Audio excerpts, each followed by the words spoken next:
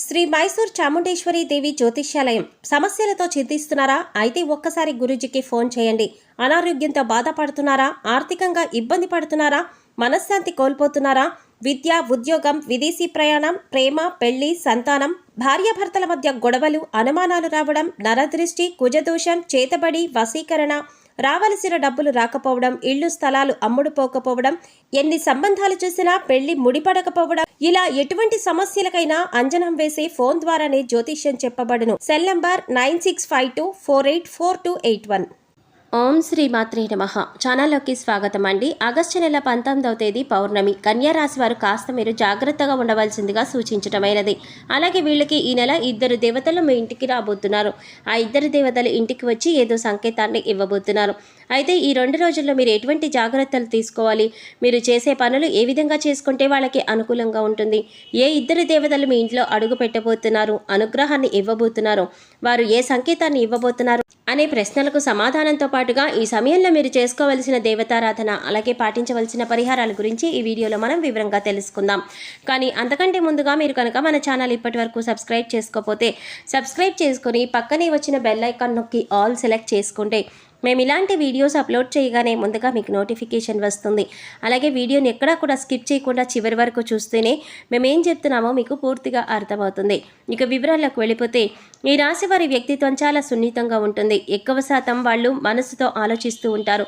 ఈ రాశివారు ఎప్పుడూ కూడా అవతల వాళ్ళకి మంచి జరగాలని కోరుకుంటారు.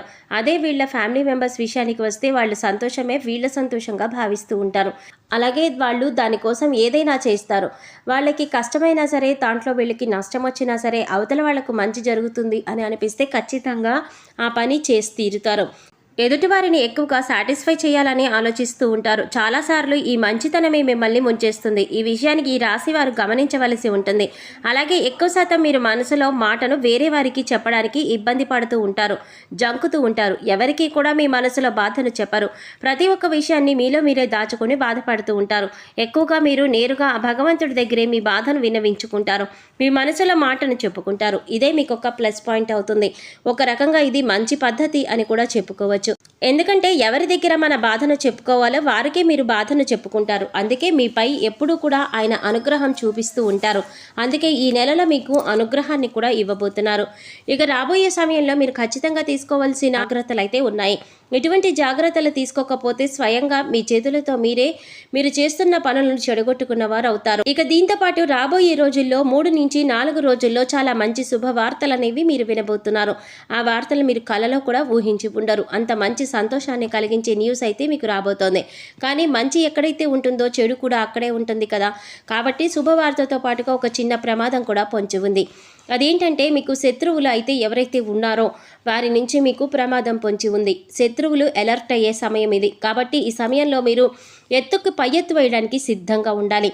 అయితే మీ శత్రువులు ఏదో ఒక విధంగా మీకు నష్టం కలిగించడానికి ప్రయత్నిస్తున్నారు. కాబట్టి వారు మీరు రాబోయే టైంలో ఏదైనా నిర్ణయం తీసుకోవాలి అనుకుంటే మీకు తెలిసిన వ్యక్తితో అయినా, లేకపోతే బంధువులతో అయినా, ఇంట్లో కుటుంబ సభ్యులతో అయినా, లేదా అనుభవజ్ఞులతో అయినా ముందుగా మీ ఆలోచనలు అనేవి వారితో చెప్పి చర్చించవలసి ఉంటుంది.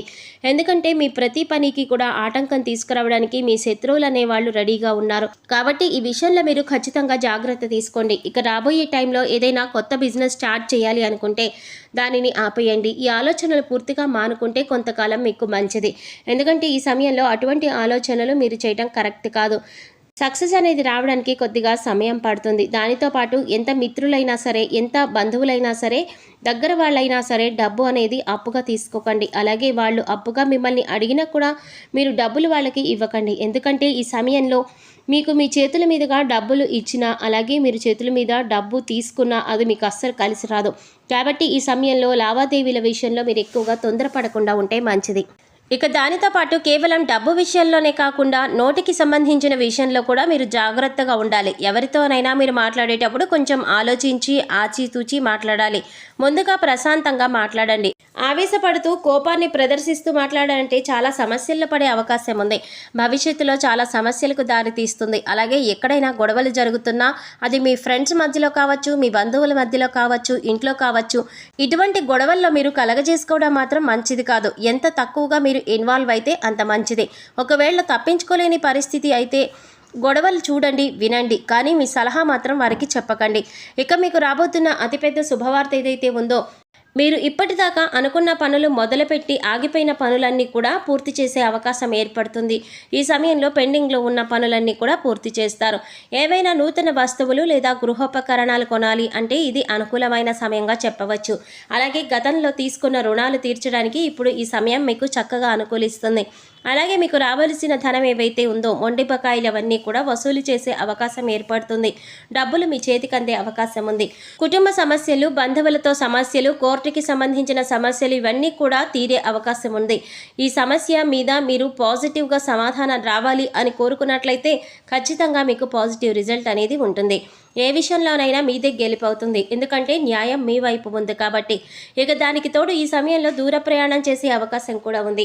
అలాగే ఈ ప్రయాణంలో కూడా మీరు మంచిగా ఎటువంటి గొడవలకి తావు లేకుండా ప్రయాణాన్ని ప్లాన్ చేసుకోండి. కుటుంబ సభ్యులతో సంతోషంగా ఉంటారు. మీ ప్రణాళికని బట్టి మీ ప్రయాణం విజయవంతమవుతుంది. ఎక్కువ శాతం మీ మైండ్ అని కూడా ప్రశాంతంగా ఉంచుకుంటే మంచి. మీ కులదైవం కావచ్చు, మీ ఇష్టదైవం కావచ్చు, ఎవరో ఒకరి మంత్రాన్ని స్మరిస్తూ ఉండండి. ఇలా నెలంతా కూడా మీకు వీలైనంత వరకు కూడా తప్పకుండా ప్రతినిత్యం దేవాలయానికి వెళ్ళి దైవ దర్శనం చేసుకోండి.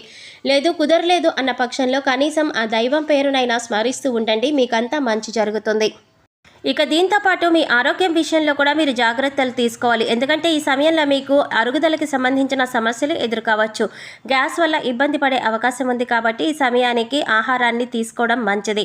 ఎక్కువగా టెన్షన్ పడవలసిన అవసరం లేదు. కాస్త శ్రద్ధ వహించండి. మీరు ముఖ్యంగా చేయవలసిన పని ఏమిటంటే వాటర్ని ఎక్కువ శాతం తాగండి. ఇక మీ జీవితంలో రాబోతున్న ఇద్దరు దేవతలు ఎవరంటే ముందుగా అన్నపూర్ణాదేవి. అన్నపూర్ణాదేవిని పార్వతీదేవి రూపంగా చెప్తారు. పార్వతీదేవి ఎక్కడైతే ఉంటారో శివుడు అక్కడే ఉంటారు. ఒకేసారి ఇద్దరి దేవతల అనుగ్రహం మీకు కలుగుతుంది. అన్నపూర్ణాదేవి అనుగ్రహం ఉంటే మనం ప్రతిరోజు కూడా ఆహారానికి ఎదురు చూడవలసిన అవసరం లేదు. అలాగే అన్నపూర్ణాదేవి అనుగ్రహం కోసం ప్రతిరోజు కూడా మీ వంటగదిని శుభ్రంగా ఉంచుకోవాలి. కాబట్టి ఈ సమయంలో మీరు ఖచ్చితంగా నైట్ టైంలో పడుకునే ముందు మీ ఉత్తర దిక్కులో మీ కిచెన్లో ఎక్కడైతే ఉత్తర దిశ ఉంటుందో రాత్రి పడుకునేటప్పుడు మీ కిచెన్ అంతా శుభ్రం చేసుకొని నార్త్ సైడ్ చక్కగా ఒక నేతితో దీపాన్ని వెలిగించండి. లేకపోతే గోధుమ పిండితో నెయ్యి దీపం వెలిగించండి. అన్నపూర్ణాదేవిని తలుచుకుంటూ ఈ నెయ్యి దీపాన్ని వెలిగించాలి. వెలిగించిన తర్వాత మీరు వచ్చేసి పడుకోండి. మరుసటి రోజు ఉదయాన్నే కొండెక్కిన ఆ దీపాన్ని తీసేసి గోధుమ పిండి దీపాన్ని తీసి ఆవుకి కానీ కుక్కకి కానీ తినిపించండి. నిత్యం మీ మీద అన్నపూర్ణాదేవి కటాక్షం అనేది ఉంటుంది. ఇక రెండవది ధనిత్రాదేవి. ధనిత్రాదేవి అంటేనే దేవతల వైద్యులు అని అర్థం. ఇక ఎక్కడైతే ధనిత్రీదేవి ఉంటుందో అక్కడ ఎటువంటి ఆరోగ్య సమస్యలు ఉండవు. కాబట్టి ఇద్దరు దేవతలు మీ ఇంటికి రాబోతున్నారు. మరిన్ని శుభ ఫలితాలు పొందడం కోసం కన్యా రాశి వారు చేయవలసిన దేవతారాధన చూసుకున్నట్లయితే ఈ నెలంతా కూడా అన్నపూర్ణాదేవి కటాక్షం కోసం మీరు ఆమె పేరుని నిత్యం పారాయణ చేయటం వలన కుటుంబ సభ్యుల యొక్క ఆరోగ్యం కూడా అనుకూలంగా ఉంటుంది. ఎటువంటి ఆకలి బాధలు దరిచేరవు. ఈ సమయంలో మరింత అభ్యున్నతిని పొందడం కోసం మీరు చేయవలసిన పరిహారాలు చూసుకున్నట్లయితే అన్నపూర్ణాదేవి ఆలయంలో అన్నదానం చేయండి. అలాగే ఆవుకి గడ్డి తినిపించండి. సో చూసారు కదండి, కన్యా రాశి వారికి ఆగస్టు నెల 19వ తారీఖులో వినబోయే శుభవార్త ఏంటి, ఇక ఇంటికి రాబోతున్న ఇద్దరు దేవతలు ఎవరు, అలాగే ఈ 2 రోజుల్లో ఎటువంటి జాగ్రత్తలు తీసుకోవాలి అనే అంశాలతో పాటుగా ఈ సమయంలో మీరు చేసుకోవలసిన దేవతారాధన అలాగే పాటించవలసిన పరిహారాల గురించి ఈ వీడియోలో మనం వివరంగా తెలుసుకున్నాం కదా. ఈ వీడియో మీకు నచ్చినట్లయితే లైక్ చేసి మీ ఫ్రెండ్స్ అండ్ ఫ్యామిలీ మెంబర్స్లో కన్యా రాశి వారు ఎవరైనా ఉంటే వారితో మర్చిపోకుండా ఈ వీడియోని షేర్ చేసుకోండి. అలాగే ఇప్పటి వరకు మన ఛానల్ కనుక సబ్స్క్రైబ్ చేసుకోకపోతే సబ్స్క్రైబ్ చేసుకొని పక్కనే వచ్చిన బెల్ ఐకాన్ నొక్కి ఆల్ సెలెక్ట్ చేసుకుంటే మేము ఇలాంటి వీడియోస్ అప్లోడ్ చేయగానే ముందుగా మీకు నోటిఫికేషన్ వస్తుంది. మరో చక్కటి వీడియోతో మళ్ళీ కలుద్దామండి. ఓం శ్రీమాత్రే నమః.